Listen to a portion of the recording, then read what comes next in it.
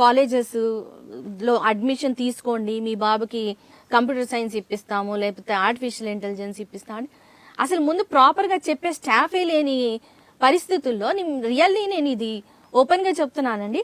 Artificial intelligence కి, machine learning కి proper staff అయితే లేరు ఇండియాలో. ఓకే, ఇప్పుడు డెవలప్ అవుతున్న కోర్సెస్ కి కరెక్ట్ గా చెప్పే స్టాఫే సరిగ్గా లేనప్పుడు వీళ్ళు ఏమంటారు, మీకు ఆర్టిఫిషియల్ ఇంటెలిజెన్స్ కావాలా లేదా మెషిన్ లెర్నింగ్ కోర్స్ కావాలా, సిఎస్సిలో ఏ కాలేజ్ అయినా మేమైతే ప్రామిస్ చేస్తాం, మేము గ్యారంటీకి ఇప్పిస్తాము. అండ్ ఆ కాలేజ్ కూడా ఎవడు అడ్మిషన్ కి అప్లికేషన్ పెట్టినా కూడా తీసేసుకుంటారు. దాంట్లో ఏముంది? అంత ఈజీగా మన పర్సంటేజెస్ కి ఎవరైనా అడ్మిషన్ ఇస్తుంటే మనం క్వశ్చన్ చేసుకోవాలి లేదా? రియల్లీ అక్కడ 95% 90% స్టూడెంట్స్ ఉంటే మనకు 60% వస్తే మనల్ని కూడా అడ్మిట్ చేసుకుంటున్నాడా లేదా?